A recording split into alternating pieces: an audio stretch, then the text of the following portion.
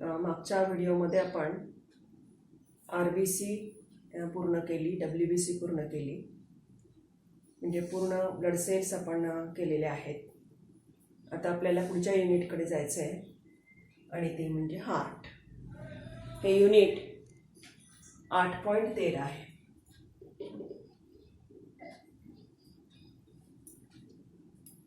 या युनिटमध्ये आपल्याला बरेच डिटेल्स पाहायचे आहेत आणि या युनिटवरती लॉंग आन्सर क्वेश्चन म्हणजे जो 4 मार्काचा विचारला जातो ते 2 प्रकारे सेट केले जाऊ शकतात. पहिला लॉंग आन्सर क्वेश्चन जो आहे तो म्हणजे एक्सटर्नल फीचर्स ऑफ हार्ट किंवा एक्सटर्नल मॉर्फॉलॉजी ऑफ हार्ट, आणि दुसरा अतिशय महत्त्वाचा तो म्हणजे इंटरनल स्ट्रक्चर ऑफ हार्ट. तर हे दोन्ही क्वेश्चन्स आपल्याला थरोली आणि नीटली पाहायचे आहेत आणि समजावून पण घ्यायचे. त्याच्या ज्या डायग्रॅम्स आहेत त्या डायग्रॅम मी तुम्हाला व्हिडिओच्या पाठोपाठ ज्या नोट्स पाठवते त्याच्यामध्ये सेंड करत आहे. त्याची प्रॅक्टिस करा. होमवर्कमध्ये, ड्रॉइंग नोटबुकमध्ये आणि क्लास नोटबुकमध्ये त्या काढल्यात तर तुमची 3 वेळा प्रॅक्टिस होऊन जाईल. बरोबर. तर आज आपण हार्ट हे नवीन युनिट सुरू करत आहोत. So under which we have to study position, shape size, weight, pericardium आणि heart wall at first, on which 2 mark questions will be set in examination. So what is human heart? Now you are well known. Human heart is main pumping organ of circulatory system. So it is a main pumping organ of circulatory system. Circulatory system includes blood, heart and blood vessels. And now you are completely familiar with blood and its composition. So next is heart. Heart is main pumping organ of circulatory system. Now first of all its position, where it is situated. Heart lies in the middle of thoracic cavity in between 2 lungs in the space called mediastinum. You know very well, this is trunk region having thoracic region, thorax, and this is abdomen. This one is diaphragm. In thorax region, exactly in the middle, the heart is situated. This space in which the heart is situated is known as mediastinum. Remember this word. Mediastinum is the space present in thoracic cavity, exactly in the middle, in which the heart is situated. So that is the position, middle of thorax, right? So for 1 mark, this will be asked in the examination. What is mediastinum? So mediastinum is the space present in thoracic cavity in which the heart is situated in between 2 lungs. Okay? So we complete position. Then we'll go to the shape and size. Now you are well known, heart is reddish brown in color. Reddish brown. Reddish brown in color. Hollow muscular. Hollow muscular. Now you are familiar that a very specific kind of muscles are present in heart known as cardiac muscles. These cardiac muscles are specially present only in the wall of heart and not elsewhere in the body. The reason behind is right from the formation of these muscles at the time of pregnancy, that means at the 3rd month of pregnancy, these muscles start functioning.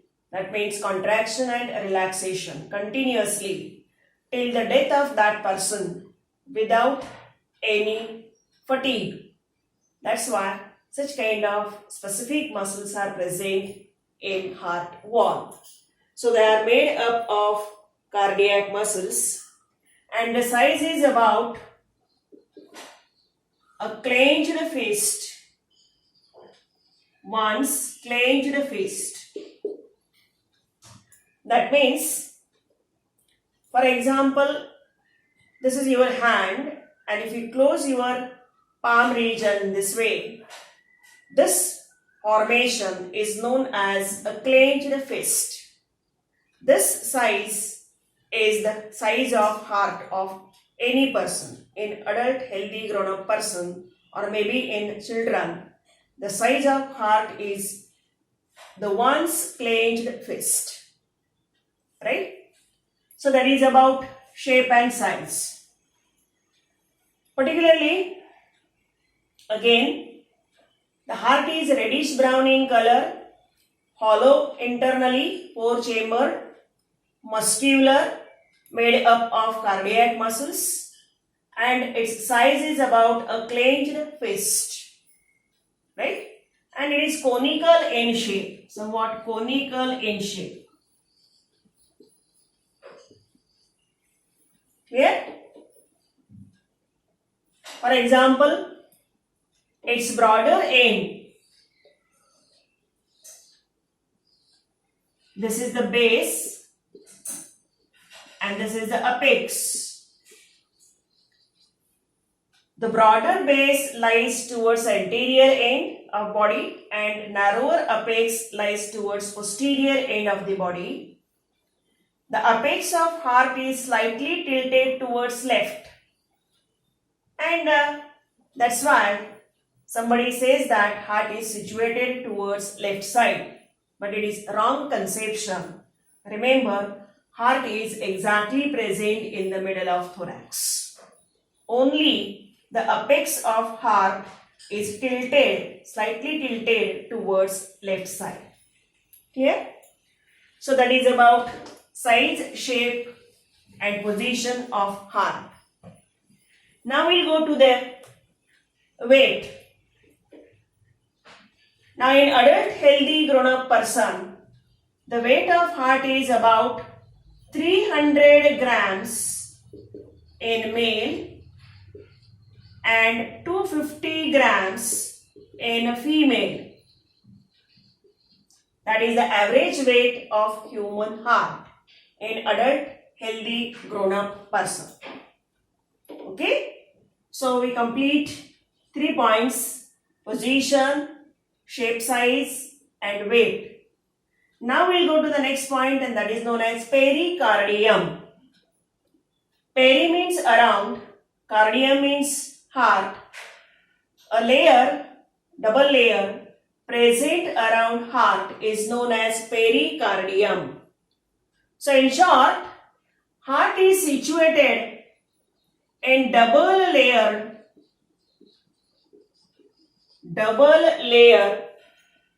membrane known as pericardium. It is formed of 2 layers, the fibrous layer and serous layer. 2 layers are there, fibrous layer and serous layer. You can see in this figure. This is the figure of heart wall and pericardium given in our textbook. So this is fibrous pericardium and this one is serous pericardium, having 2 layers, parietal and visceral layer. Right? So remember,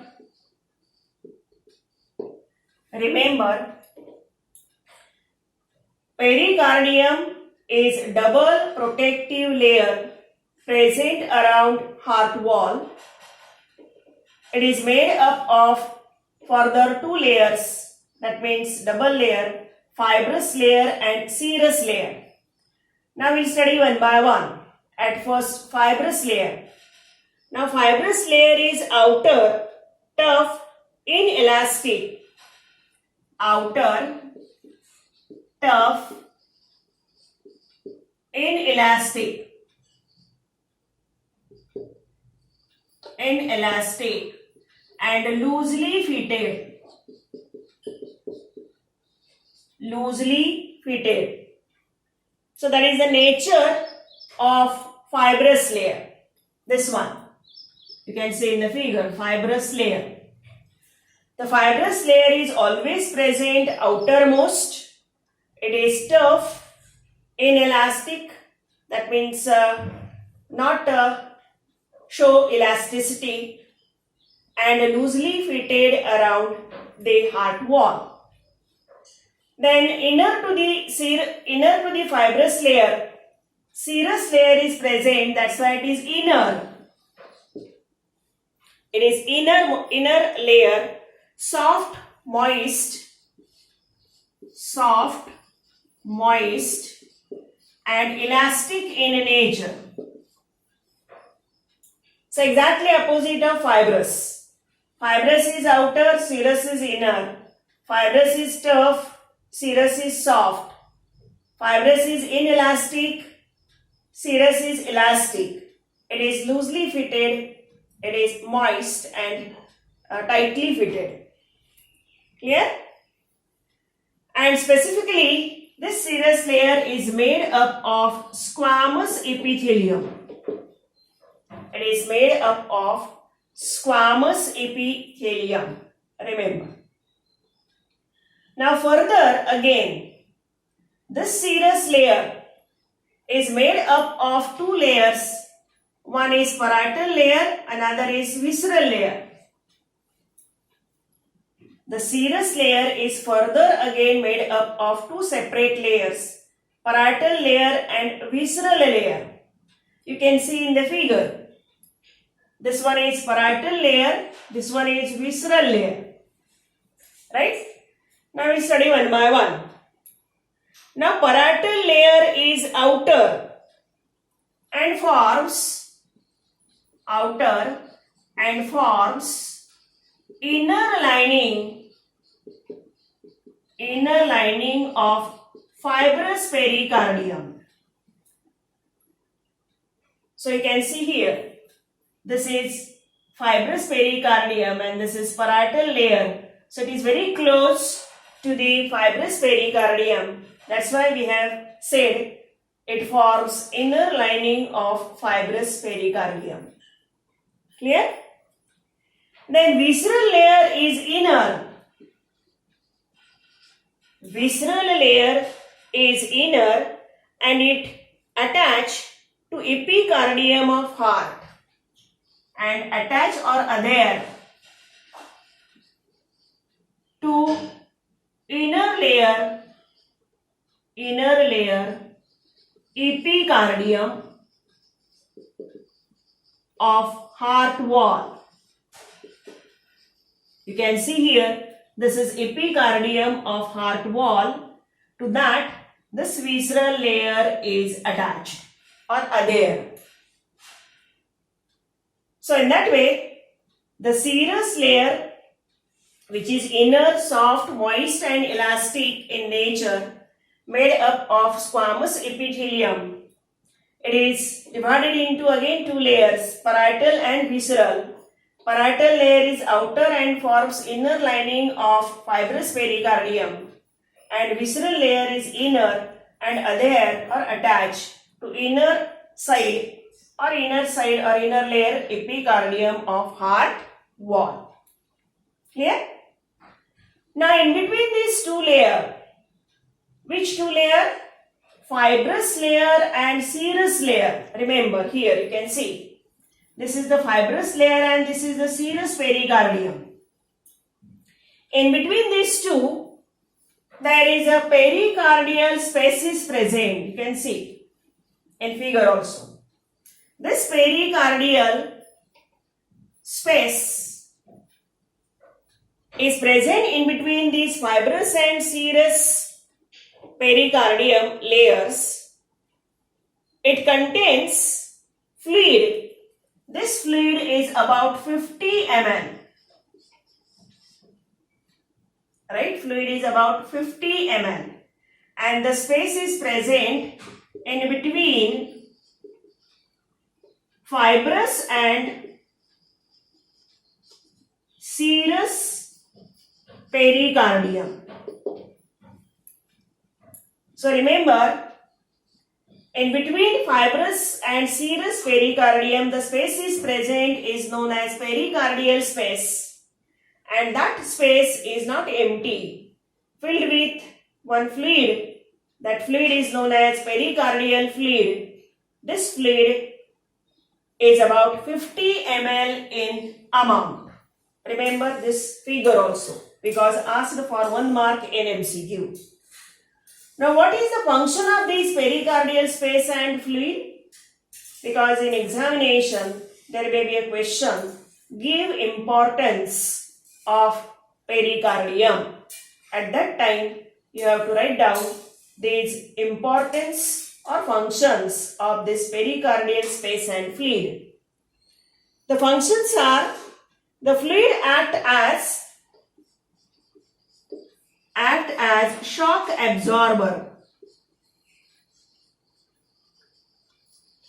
Any mechanical injury, if may happens to thoracic cage or thoracic region, that shock is absorbed in the fluid present around this or present inside this pericardial space. Then protect heart from mechanical injury. Protect heart from mechanical injury.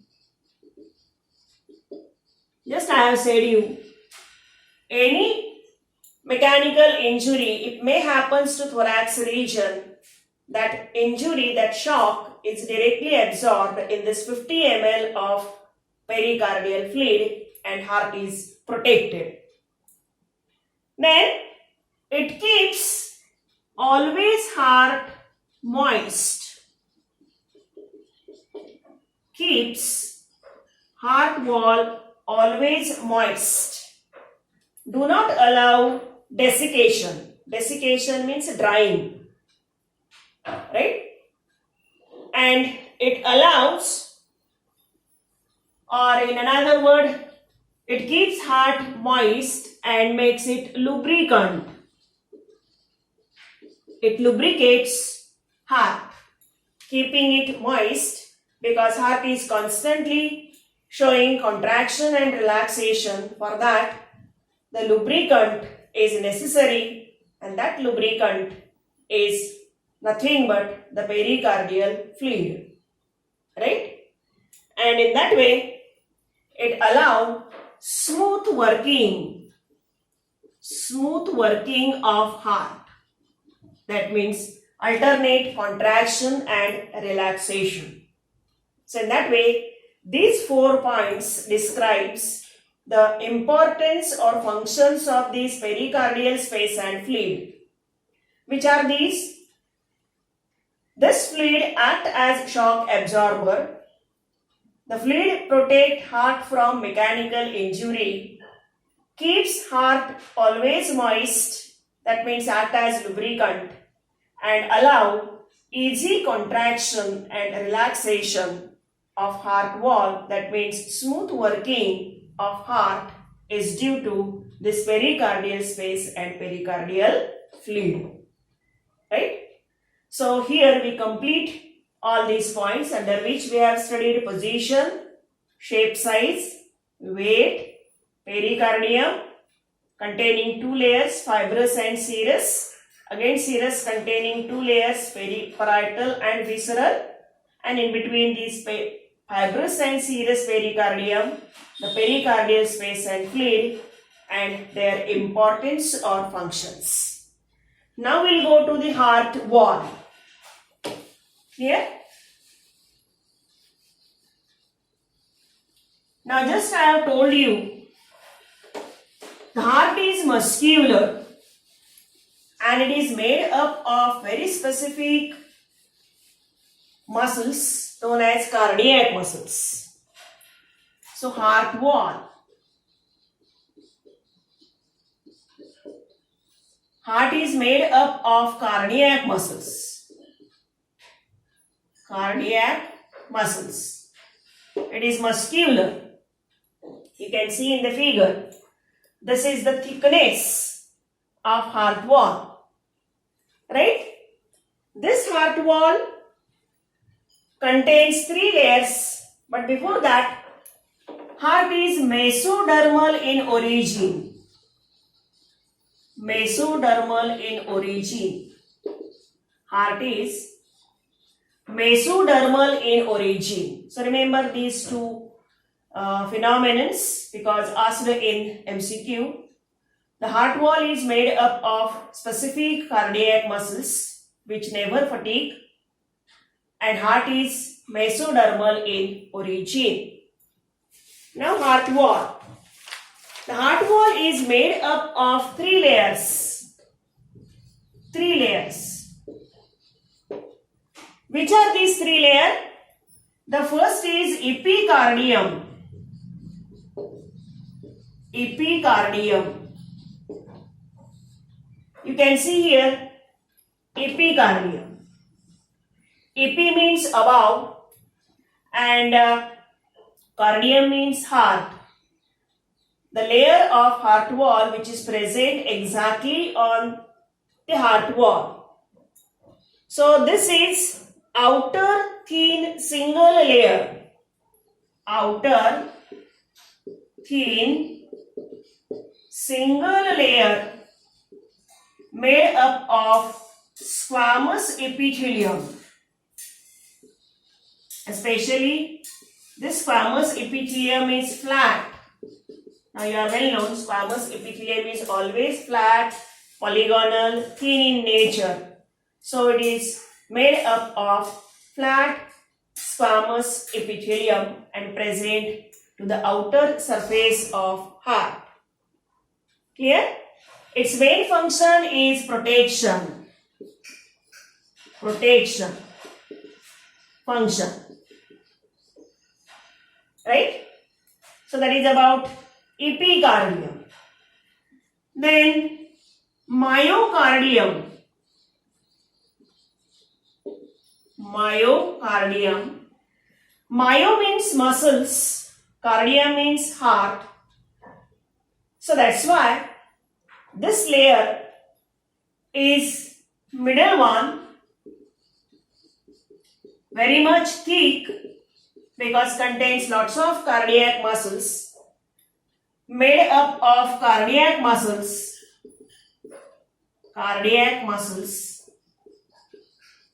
made up of cardiac muscles, and its main function is contraction and relaxation.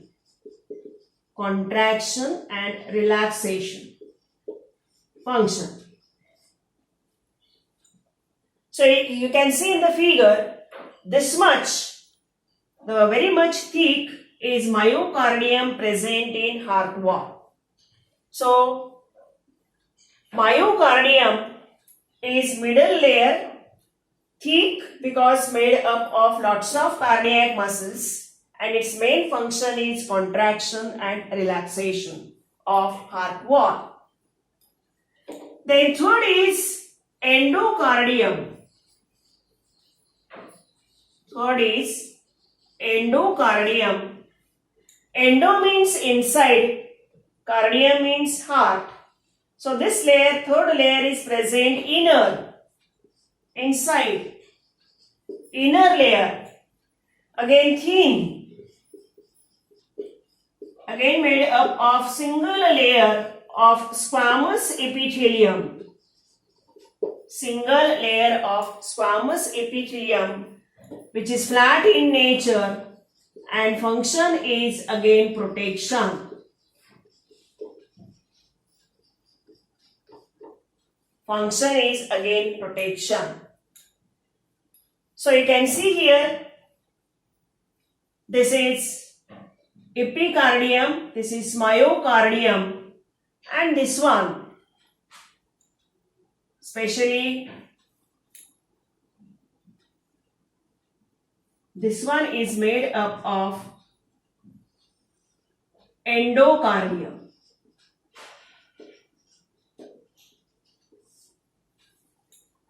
So totally this is heart wall showing one endocardium, another one is, this is epicardium, see, this one is epicardium, this one is endocardium.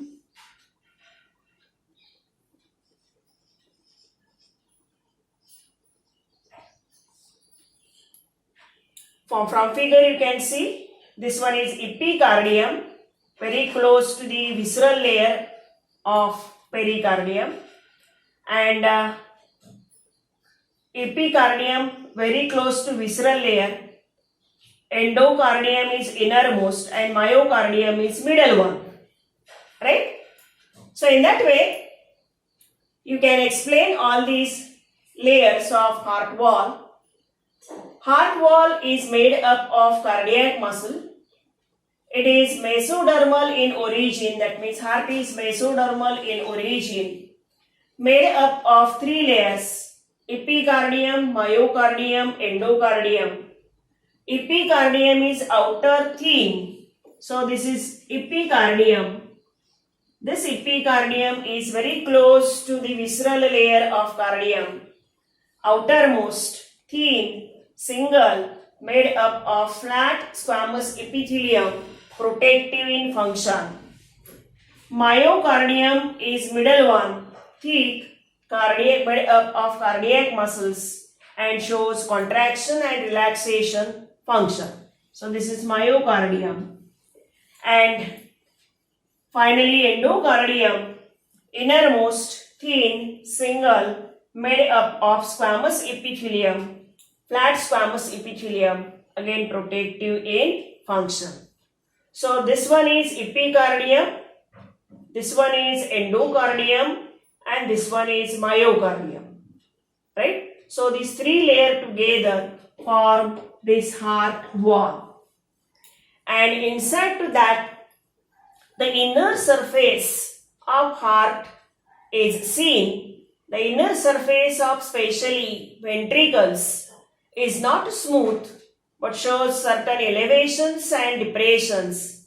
These elevations are known as trabeculae carni.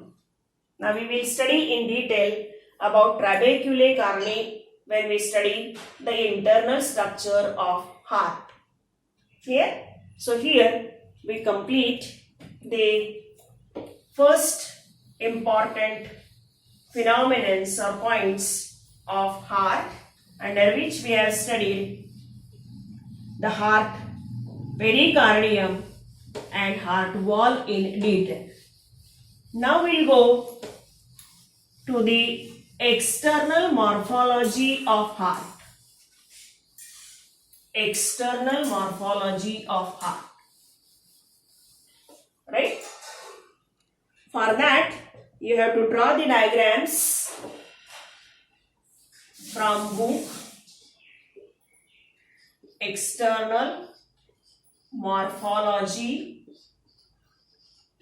of heart.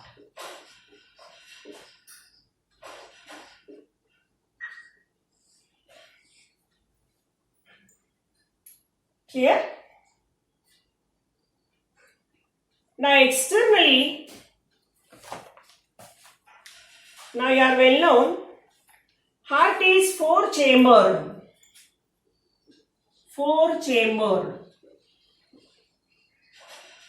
having two auricles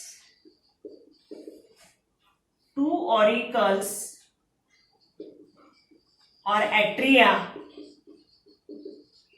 and two ventricles. These two auricles and two ventricles can be demarcated externally. That means from ventral surface of our body as well as dorsal surface of our body. For that, you have to draw the diagram from textbook. The diagram number is 8.18 and 8.19. Right? Now I will sketch only here how this are present with rough diagram. Clear? So heart is 4-chambered, containing 2 auricles or atria and 2 ventricles. Now atria are thin, small and receiving chambers. Thin, small and receiving chambers.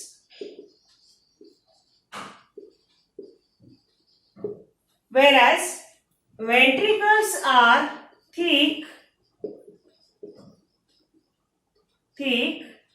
large and distributing chambers.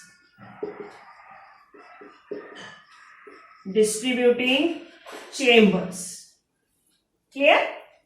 So there is a question like distinguish between auricles or atria and ventricles. So you will get the points of this differentiation. Thick, thin, small, large, receiving chambers and distributing chambers.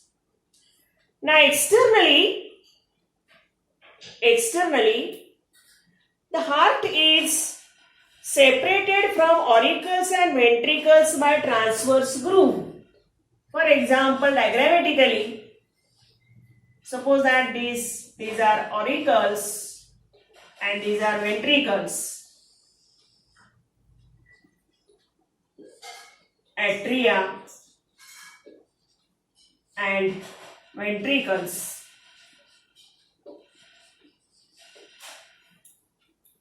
Diagrammatically, this one is right auricle, this one is left auricle, this one is right ventricle, this one is left ventricle. So externally, the heart is separated from atria, or ventricles are separated from atria by means of this transverse groove. This transverse groove is seen externally, which demarcates, right, or demarcates atria from ventricles. Now this groove is called as coronary sulcus or atrioventricular groove. It is also known as coronary sulcus or atrioventricular sulcus. Sulcus means groove. Right? Remember these words because asked in MCQ. So transverse groove present in between atria and ventricle is known as coronary sulcus or atrioventricular sulcus or groove.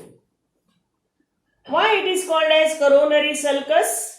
The reason behind is in this groove there is a network of coronary arteries and coronary veins present. Coronary arteries supply blood to heart wall and coronary veins collect blood from heart wall. Right? So that's why that is known as a coronary. Coronary means heart. Okay? So that is about coronary arteries and coronary veins, or in another word you can also mention here coronary arteries and veins. These are present in this groove. That's why the name is given coronary sulcus or atrioventricular sulcus. and they supply blood and collect blood from the heart wall. Now, finally, these coronary arteries and coronary veins together, they join and form a large, especially you can say these coronary veins. These coronary veins, they join together and form a very large blood vessel known as coronary sinus. This coronary sinus blood vessel opens into this right auricle internally here. Right? So this is the opening of coronary sinus internally, remember. So now you are clear cut. Externally, heart is demarcated in between atria and ventricles by means of one transverse groove. This groove is also known as coronary sulcus or atrioventricular sulcus. In that groove, coronary arteries and veins are present. A network of these arteries and veins are present.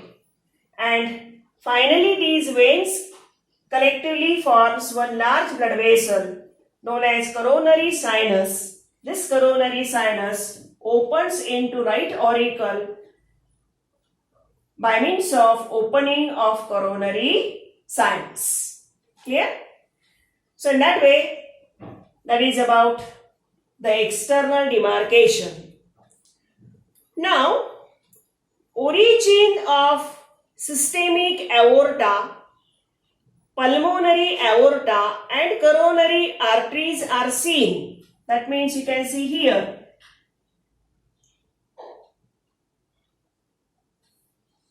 This is origin externally of systemic aorta.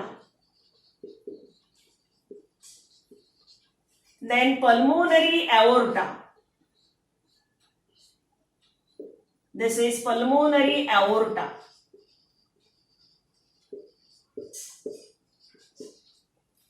The origin of systemic aorta, pulmonary aorta and coronary sinus, specifically these three. These are seen ventrally. In the external morphology of heart, the origin of systemic aorta, pulmonary aorta and coronary sinus can be seen ventrally. Right? Further, this systemic aorta is divided into three regions. One is ascending aorta, systemic arch and descending aorta. That means actually this is ascending systemic aorta. This one is actually arch of systemic aorta, and then aorta turns to left and goes into the dorsal surface of our body by means of this blood vessel known as dorsal aorta, which runs exactly through the middle of dorsal surface. Right? So remember, systemic aorta ventrally, when comes out, it shows three regions. One is ascending systemic aorta, which is coming from heart. Then it arches to left side, known as systemic arch. And then it turns to left and goes into the dorsal surface of our body, known as dorsal aorta. Clear? So that much morphological features are seen ventrally. So we have studied the ventral surface of human heart. In ventral surface, you see transverse groove clear cut. Then you can see clear-cut systemic aorta, pulmonary aorta, and coronary sinus originating. After origin, systemic aorta shows three regions: ascending systemic aorta, systemic arch, and dorsal aorta. Right? Now, dorsally,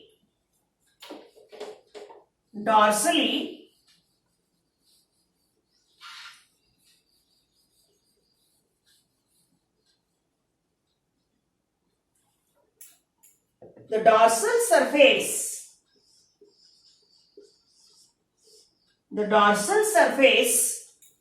of this human heart shows entry of four blood vessels. Which are these? The entry of four blood vessels? Clear cut? You can see diagrammatically.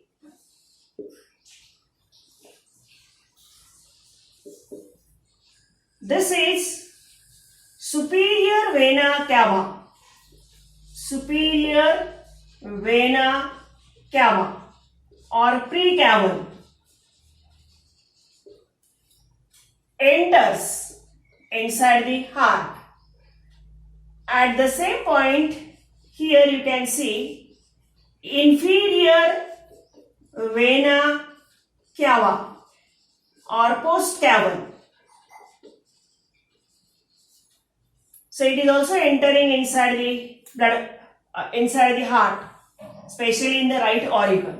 They opens into the right auricle. So entry of superior vena cava, entry of inferior vena cava, then four pulmonary veins. Here, these are four pulmonary veins. Four pulmonary veins. They enter inside the heart, especially the left heart. Left auricle region of heart.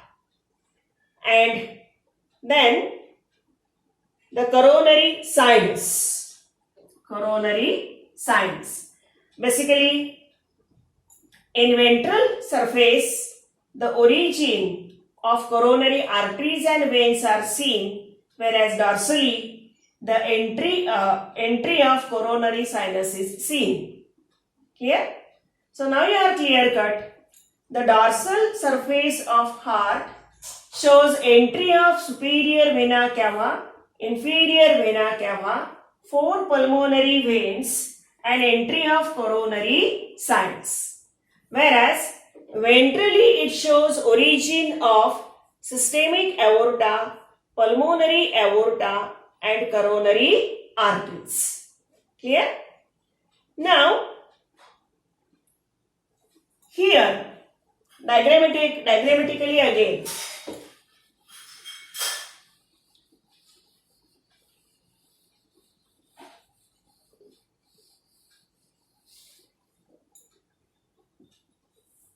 When this systemic aorta comes outside of heart, at the same time, this pulmonary aorta also comes out of the heart, then branches into right and left pulmonary artery.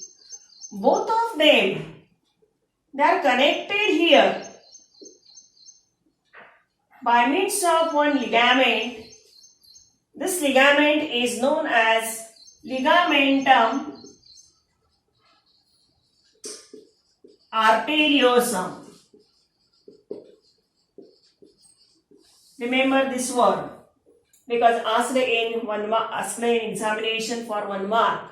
Ligamentum arteriosum. So this is seen actually in the fetus in embryonic condition. The ductus arteriosus in fetal heart in embryonic condition. The fetal heart shows one duct known as ductus arteriosus. So this is the remnant of ductus arteriosus known as ligamentum arteriosum. Okay. So in that way, here we complete the external feature of human heart, under which we have studied heart is 4-chambered, 2 auricles, 2 ventricles. Auricles are thick, thin, small. Receiving chambers.